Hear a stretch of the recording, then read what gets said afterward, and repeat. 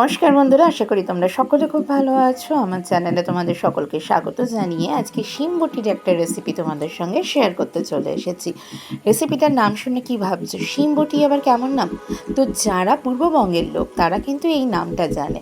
তো এই রান্না করার জন্য প্রথমেই আমাদের নিয়ে নিতে হবে মেন উপকরণ যেটা, সেটা হলো শিম। শিমগুলোকে আমি কিন্তু ভালো করে জল দিয়ে ধুয়ে নিয়ে তারপরে দেখো এইভাবে টুকরো টুকরো করে কেটে নিয়েছি। তোমরা এর থেকেও ঝিরিঝিরি করে কেটে নিতে পারো। তো আমি যেহেতু একদম কচি টাটকা শিম, তো তোমরা হয়তো শিমের রঙটা দেখে বুঝতেই পারছো, তাই আমি এই রকম করে কেটে নিয়েছি শিমগুলো। তো শিম বটি খেতে কিন্তু খুব ভালো লাগে গরম গরম ভাতের সাথে। এই শীতের সময় প্রথম পাতে যদি শিম বটি থাকে আর কিন্তু কিচ্ছু লাগে না। শিম বটি কিন্তু শুধুও করা যায় বন্ধুরা। আমি এখানে অল্প একটু বেগুনও দিয়ে দিচ্ছি। বেগুনের সাথে শিম বটিটা, মানে শিম বটি যখন করবে তখন তার মধ্যে যদি তোমরা বেগুন দাও তো একটু আটো আটো ব্যাপারটা হয়। তো চলো দেখে নাও আমি রেসিপিটা কেমনভাবে করি। স্ক্রিপ্ট করো না বন্ধুরা। গ্যাস অন করে কড়াই বসিয়ে দিয়েছি। কড়াইটা একটু গরম হতে তার মধ্যে দিয়ে দিয়েছি একটু সর্ষের তেল, আর ফোড়ন হিসাবে দিয়ে দেবো আমি কালো জিরে আর কাঁচা লঙ্কা। তো কালো জিরে আর কাঁচা লঙ্কাটা একটু জাস্ট ভাজা ভাজা হবে, তারপরে কেটে রাখা কুচো করে শিমগুলো আমরা এই তেলের মধ্যে দিয়ে দেবো।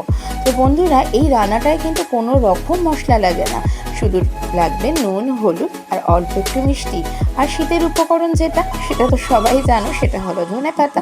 তো এই রান্নাটা এত সাধারণ দেখে অনেকেই ভাবতে পারো যে কিছু মশলা ছাড়া শুধু শিমটা এত সুন্দর হয়।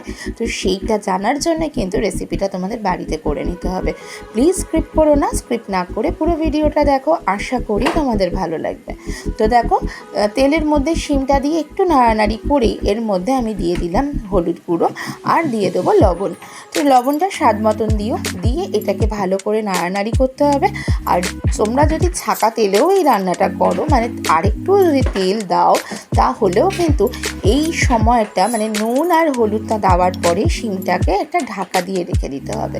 তাহলে কিন্তু শিমগুলো সেদ্ধ হয়ে যাবে আর রঙটাও কিন্তু একদম সেইভাবেই থাকবে, মানে এই সবুজ রঙটা নষ্ট আর হবে না।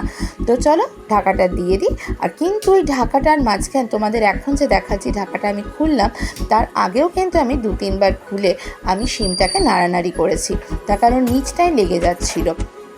বেশি তেল তো আমি দিইনি, তোমরা চাইলে আর একটু তেল দিয়ে রান্নাটা করতে পারো, কিন্তু আমি যেটুকু তেল দিয়েছি তার মধ্যেও কিন্তু রান্নার স্বাদটা হয়েছিল দুর্দান্ত। বললাম যে এই শীতের ওয়েদারে গরম ভাতের সঙ্গে প্রথম পাতে শিম বটি থাকলে কিন্তু সবাই খুব ভালোভাবে খাবে।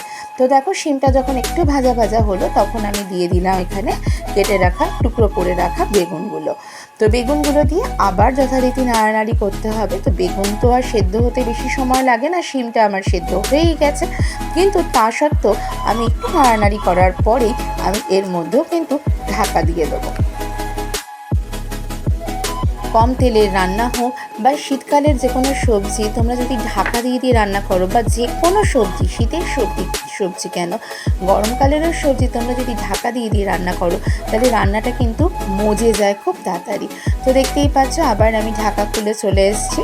তো দেখো একদম বেগুনগুলো ভাজা হয়ে গেছে, শিমটাও একদম রেডি হয়ে গেছে, কিন্তু আমার মনে হচ্ছে এখনও শিমের থেকে জল বেরোচ্ছে, মানে এখনও যেন একটু জল জল ভাবটা রয়েছে।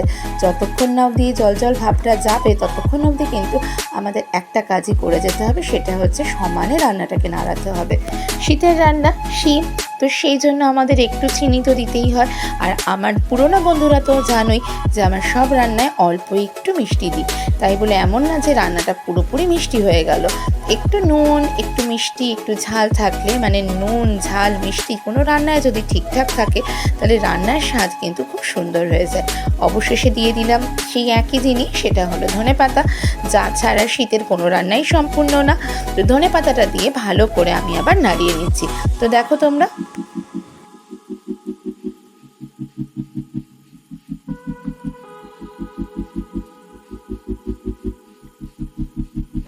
ধনেপাতা দিয়েও কিন্তু বন্ধুরা দেখো আমি সমানে নাড়িয়ে গেলাম। আমার কিন্তু রান্নাটা একদম রেডি হয়ে গেছে, কিন্তু আমার মনে হচ্ছে আমার আরেকটু শুকোতে হবে, সেজন্য আমি আরও নাড়িয়ে নিলাম। তো বন্ধুরা এই রান্নাটা কিন্তু খেতে খুব সুন্দর হয়। তো আমি অবশ্যই চাইবো আমার বন্ধুরা এই রান্নাটা বাড়িতে একবার হলেও ট্রাই করো। শীতকালে শিমের অনেক রকম উপকরণ আছে, তার মধ্যে শিম বটির এই উপকরণটা কিন্তু একটা অপূর্ব আর খুব সুস্বাদু একটা রেসিপি। শিম দিয়ে সর্ষে বাটা দিয়ে হয়, শিম দিয়ে অনেক রকম, শিম দিয়ে বড়ি দিয়ে হয়, শিম দিয়ে ছোট ছোট মাছ, শিম আলু টমেটো ধনেপাতা দিয়ে ছোট ছোট চারাপোনা মাছ দিয়ে রান্না হয়, কিন্তু শিম বটিটাও কিন্তু অপূর্ব স্বাদের হয়। তো চলো, আমার কিন্তু রান্নাটা একদম রেডি হয়ে গেছে, প্লেটে সার্ভ করে নিয়ে চলে আসছি, দেখতে থাকো। তো বন্ধুরা আজকের আমার এই রান্নাটা কেমন লাগলো বলো তো? ভালো লাগলে অবশ্যই একটা লাইক করো, একটা ছোট্ট কমেন্ট করো, আত্মীয় স্বজন বন্ধু বান্ধবের মধ্যে পারলে শেয়ার করে দিও। কারণ এই রান্নাগুলো এখন কিন্তু প্রায় হয়ই না, এখন সব স্পাইসি ফুডের মধ্যে এই সমস্ত রান্না কিন্তু আজকে পুরোপুরি বিলুপ্ত হয়ে গেছে।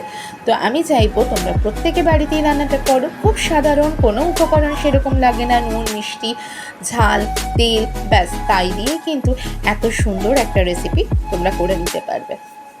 তো চলো আজকের মতন বিদায় নিচ্ছি বন্ধুরা, আবার আসবো অন্য একদিন অন্য কোনো রেসিপি বা অন্য রকম কোনো ভিডিও নিয়ে।